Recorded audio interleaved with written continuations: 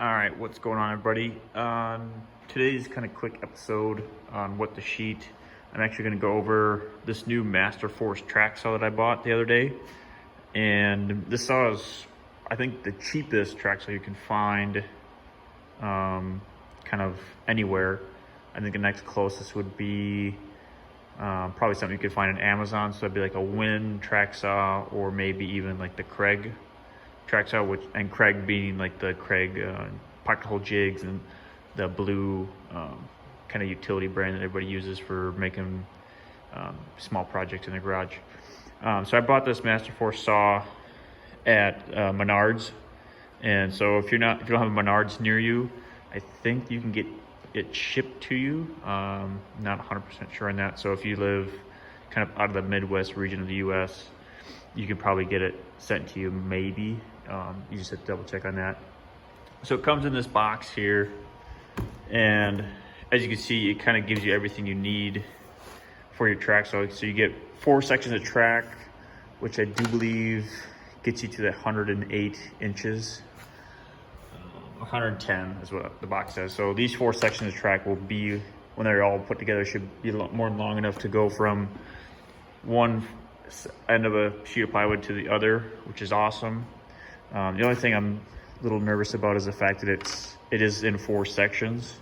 So on the back side here, the way these tracks go together is just this aluminum bar with these set screws in there.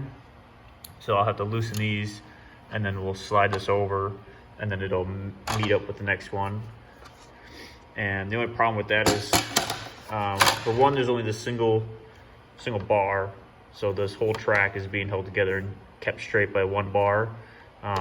On some of the other ones, they have, on the nicer tracks, they have two of these set screw bars, and they're usually a lot longer. So usually it's like a 2-piece kit to get that 108, 110 inches, like the Makita and the Festool and the really high-end tracks.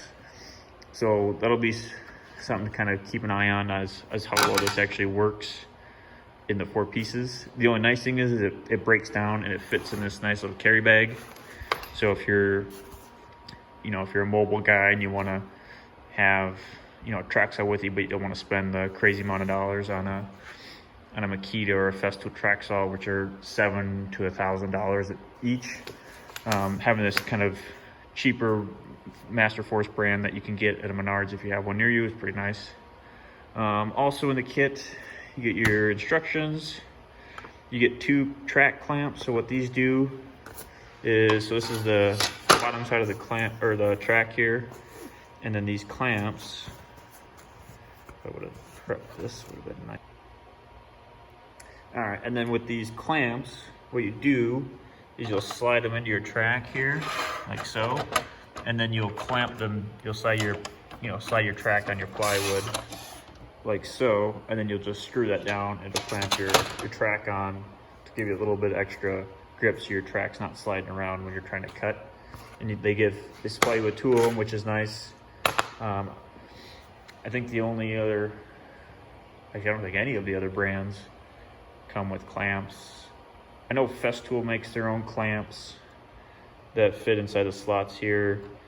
I'm sure there's other brands. I think Craig has clamps as well, but it's pretty nice. I mean, yeah, they're chintzy, little pressed metal, angled and all that stuff, but in reality, for $200 just to get a full track, a saw, and 2 blades for $200, and having the 2 cases and stuff is quite a deal. So then moving on to the blades here. This blade was actually installed in the saw when I pulled out of the box, and this is your general purpose 24 tooth blade. This is good if you're not really too concerned about the finish on the materials that you're cutting. So if you're just ripping down plywood for siding or something like that, and you don't really care, you just want to get it done, this is a good blade to use.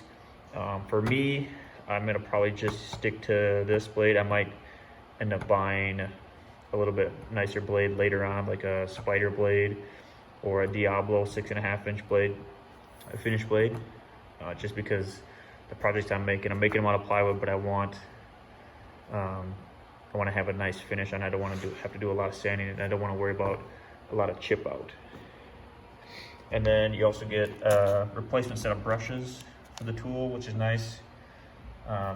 So with that, you're just going to open up the housing here on the back side of the motor, and then you can replace the brushes. And then moving on to the saw, so you got a couple features. So this feature right here, this is what helps you control the plunge cut portion of the saw. So you'll push up with your thumb, and it releases that little lever, and then it allows you to plunge down to wherever you set your stopper all the way down. And then you just got a regular trigger. And then this guy, you flip this forward, it actually locks the handle, and that allows you to change your blades, which is super convenient. And then you just have a standard blade or arbor lock right there. And just simple release to bring it back up. And then on the front side here, so you have two different depth stops. So this first one right here, this is for if you're just doing it, if you're using the saw like this, basically like a regular circular saw without using the track. So that'll give you your depth stop with that. And then the second one is for if you're using the track. So for me, more than likely I'm gonna be using this depth gauge for the most part, because I'm planning on just using the saw to rip down my sheet goods into the strips, and then going over to the circular or the miter saw to cut them down into length. And then you got your miter gauge. No real difference there than a regular saw. It's just printed on plastic, so I'm not sure how well this is going to hold up, but as long as it cuts at 90 degrees, that's all I really care about, because I'm not trying to do anything fancy with this. It's just going to be here to rip down sheet goods. And then you get a nice long cord, which is awesome. I think this cord's like 20 feet long. So, you know, it would be kind of nice if they maybe come up with a cordless one in the future. I might look into buying one of those if this one works out well for me, just to have the convenience of not having a cord. And then the last nice feature that I'll have to try out here is their dust collection. So it does have a dust port on it. I think most, if not all, the other track saws that are on the market have a dust port set up for it. So it'll be kind of interesting to see how well this does with dust collection. I'm gonna have to get a longer hose for my vacuums, just because I don't want to have my vacuum sitting right next to the, my sheets of plywood, just so I can hook the hose up. So I'm gonna have to get some longer hoses. But for the most part, it's not the prettiest saw. It's not the most well fit and finished saw. Like, there's gaps in the plastic here. Everything's a little rough. You can tell the plastic's cheap, and the rubber over moldings, not the greatest. But for $200, I'd say it's worth the money just to give it a shot if you're planning on doing, kind of what I'm doing, where you're making lots of projects out of plywood, or you're doing a lot of ripping of sheet goods and you maybe don't have a table saw. So if it's only $200, and like I said, it's the cheapest one you're gonna find on the market, and especially if you're getting a full set of track, 2 saw blades, replacement brushes. If you keep the saw around, it's got the convenient feature of, when you go to change blade, it locks for you. I don't think any of the other cheaper end brands or low end brands have that feature. It's not till you get to like the Festoons and the Makitas and the really nice commercial brands where you get little features like that. So what I'm going to do is I'm going to set up some scrap plywood on the ground here, and we'll just kind of see how this thing does. And then from there, we'll go on to ripping down some sheets. Ripping down these sheets. So I've got 3 sheets of 3/4 and 2 of the 1/4. And I've got about 17 or 18 bins that I'm going to try and make today and tomorrow. And yeah, I'll catch you back once I do a couple test cuts.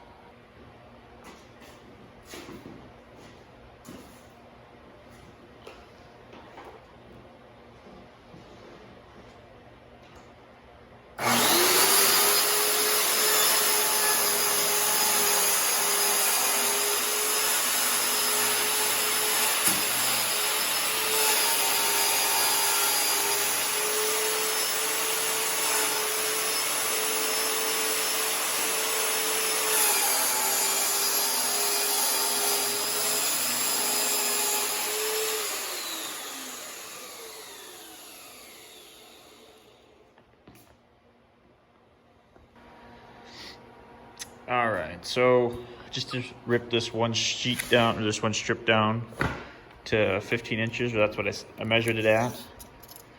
And as you can see, right at 15 inches. So, I mean, for a $200 saw, it did have a little bit of hiccups going down the track. So if you can kind of notice, there's these little dimples here on the track. And that's just from those set screws on the bottom. So as I'm sliding along, I think I'm getting caught up on those, which kind of sucks because there's not really much I can do about that. I can maybe look and see if online and see if this saw works for any of the other tracks, where I can get like a full section and use it on one of those nice, little bit nicer tracks, so I don't have all these dimples. Like right here, it's not so bad. And I can also maybe try and put some wax on this aluminum here. A lot of guys do that, where they'll put a little bit of regular like paste wax or beeswax on the top sides here where the saw likes to ride, and that'll help kind of smooth your track up a little bit. But for $200, I say I did a pretty good job. Saw cuts just good. I did change the blade over to, I had a 6.5 inch Diablo blade in one of my cordless saws. I decided to put that in there. The Master Force blade that comes with the saw, this solid black blade, it doesn't have any tuning cutouts in here. So if I grab this saw, we'll unplug it. See right here, there's these little cutouts in the blade, and these are kind of what they refer to as like tuning cutouts or resonance cutouts. So as the blade spins, and you got another cutout here, it kind of vibrates and hums. So by having those cutouts, it makes the blade kind of spin a lot smoother, whereas with a solid metal blade like this, if it's not perfectly flat, or if there's any variance in thickness here or there, it's going to start to kind of shake back and forth. So that's the only problem I have with this blade, because I use this to cut the initial edge on the track, so I know where to line it up, and it's just crazy loud. Like, there's no way I would want to use this blade or even the other blade, because it's no different than this, where it's just solid. I would not want to be using this blade for any amount of time in this saw or any other saw.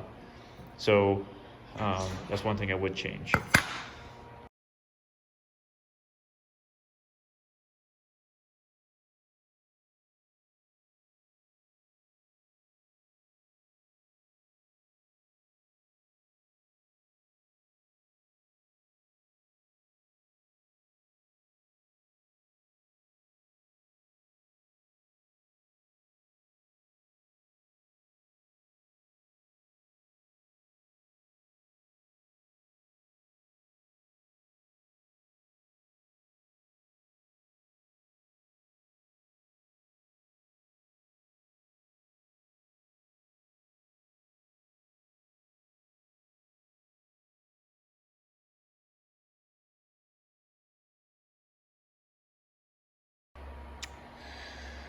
Well, after doing basically a full 2 sheets and a little bit on this last one here, I would definitely recommend, if you're looking at a track saw, to, if you can, definitely look at getting this Master Force one. It's been working pretty good. Hopefully later this week, I'm going to swing by a store and get a hose for this, so I can attach it to my vacuum. That way I don't have this giant mess of sawdust in my garage. But otherwise, it's ran great. The only little hiccup that I ran into after I switched the blades out was, for some reason, the arbor lock, or not the arbor lock, but the blade bracket dealio. So this guy right here, for some reason it wasn't grabbing onto my blade. So I'd go to power up the saw. The blade would start spinning, but as soon as I started to cut the plywood, it would just stop. And I thought that the gears inside here were all chewed up or weren't catching. But I pulled it apart, looked at it, everything looked fine, nothing looked broken or damaged.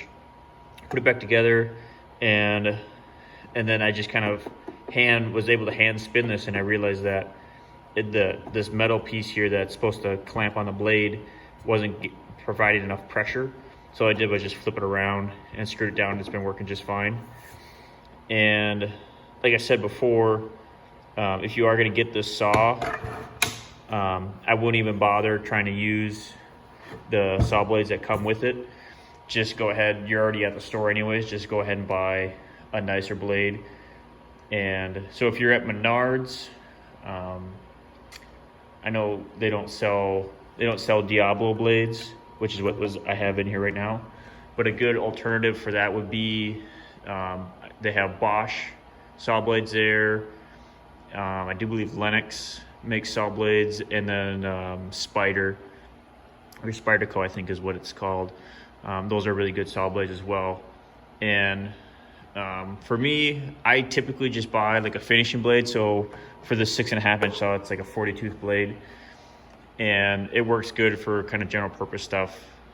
And I don't really have any issues. I mean, the cut quality, as you can see, is pretty good. I don't have any chip out, except for at the end here, which is going to be kind of expected with any saw. I was having some issue, not really an issue, but I wasn't cutting deep enough. So on here, this gauge, I don't know how, it may not be super accurate, but I had it up. So this is 3/4, which is what I'm cutting, and I had it right about here at, it'd be like, I don't know, like a 1/16 above that. And it's like 7/16, something like that. And it was doing all right. Like, it was cutting through it, no problem. It's just every now and then it would leave like a little tail on the bottom here where it wasn't quite cutting all the way through. So I just bumped it down a little bit.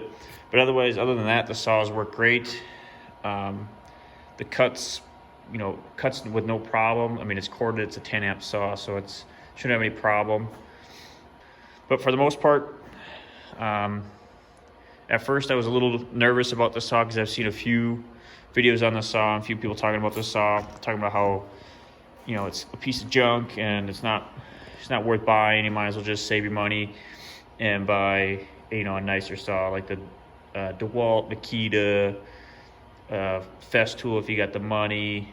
There's a few other kind of pro grade track saws like this, but honestly, for what I do and for what most people are doing in the garage, especially as a hobbyist, this little Master Force track saw works great. And like I said, just if you're gonna buy it, don't even waste your time trying to use their blades that they come with. Those black blades, they're just garbage. You might as well just throw them out and just get yourself a nice quality blade. Because with like any other miter saw or track saw or circular saw, the blade is what's making you your money. So you might as well go ahead and spend the extra bucks on it, and they're not too expensive. So it's for a $200 saw with everything you get, the tracks, the saw, the bags, it's worth it. Just upgrade the blades, and that's all you really have to do. And then just kind of keep an eye out for any little finicky stuff. Like I said, like this, the fit and finish on it isn't the greatest on the planet, but keep in mind that you're only spending $200 on a saw. I mean, even just a regular corded, nice, skill saw is going to cost you like $200, and this one's a track saw. And even without the base, this thing slides around nice and easy, so it would work fine as just a regular miter saw or circular saw if you wanted to use it that way as well. But I think that's gonna do it for me today. I'll probably keep you posted on this project here. I'm basically making about a dozen more of these crates, all out of plywood, just because it's a little bit easier, and they end up coming out a little bit nicer. But that's all I got for you guys today. Peace out.